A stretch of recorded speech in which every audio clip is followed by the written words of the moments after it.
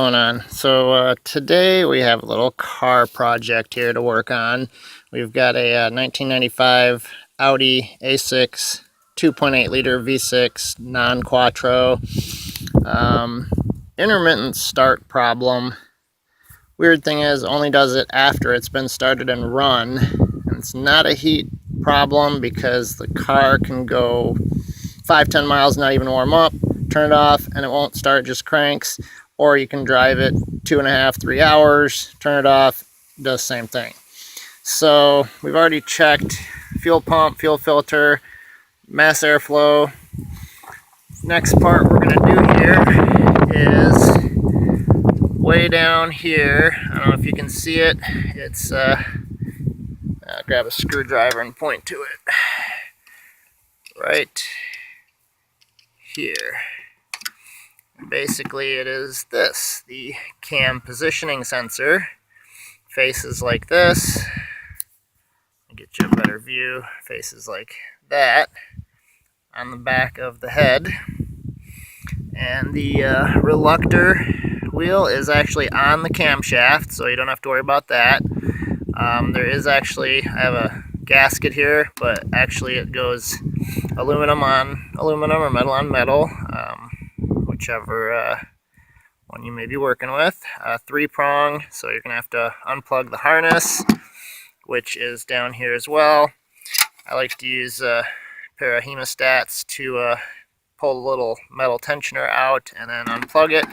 So let me go ahead and get that off. And then there's 2 bolts, so you can see on here, 1 and 2, here and here, that you have to unscrew, and then you can swap it out. So let's go ahead and do that, and then we'll continue from there.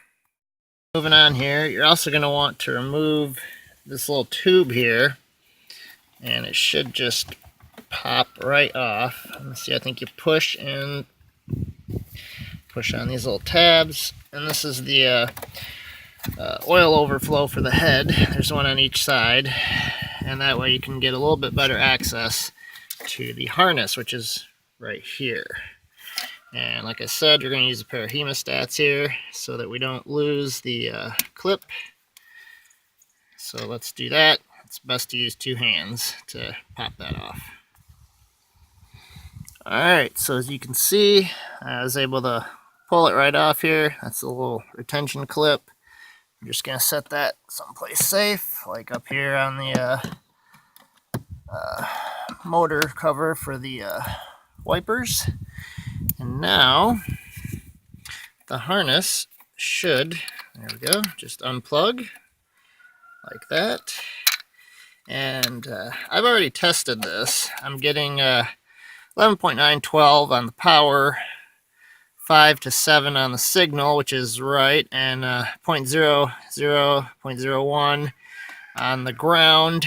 So that would indicate that I do not need to replace the harness, which is this wire harness right here that goes over to the main connectors here, the main block. So you're also going to have a difficult time with one of these. These are 10mm bolts. Now this one on the bottom, that one hooks on just fine, but this one up here, you got to get a skinny socket. You can't have one of these fat ones with a lip like that, so that you can get it on here, because it is so close to this edge right here that you can't get it onto the bolt. So that is going to be the next little technical issue here. So let's go ahead and tackle that. So after doing some digging about the 4th 10mm, finally fits on here nice and snug, and it just clears the housing. So we're going to go ahead and get these bolts out of here. There's one here and one down here. Be careful not to lose the washers. And we're going to go ahead and remove this gently, not to damage the reluctor wheel, and go from there. We got the cam positioning sensor unbolted and off. As you can see, the replacement is pretty much identical. Now you want to be careful the very bottom one down here that holds here, it has a wire attached to it. So you want to kind of keep a hand on that, or maybe put a clip on it so that you don't lose it.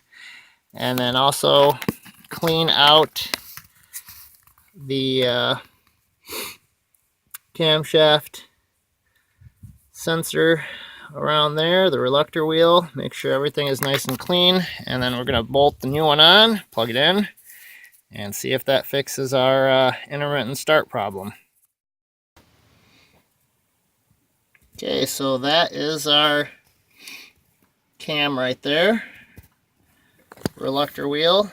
Everything's nice and clean. So we're going to go ahead and put the replacement on.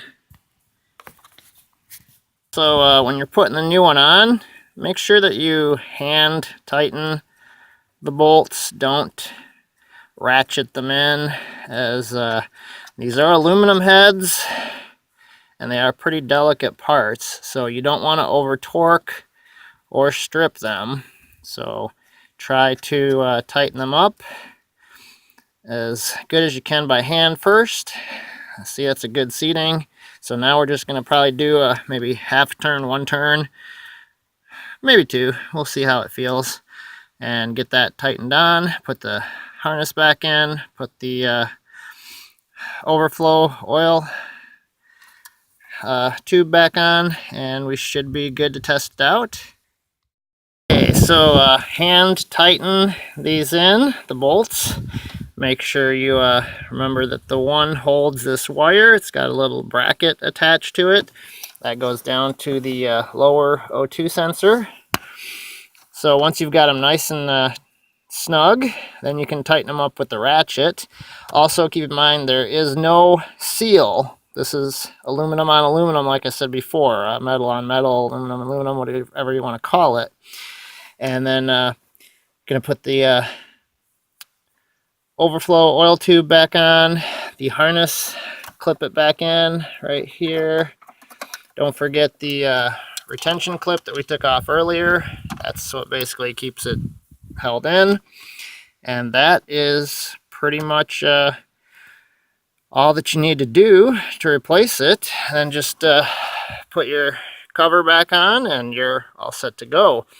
So in ideal conditions with the right tools, should be able to do this in about 5 to 10 minutes, which isn't bad for this type of job. Now, if you don't feel mechanically inclined, feel free to take it down to your local mechanic or your dealership. I'm sure that they probably won't charge you more than hour labor tops. So one good way to troubleshoot that no start issue or intermittent start issue. Thanks for watching. See you next video.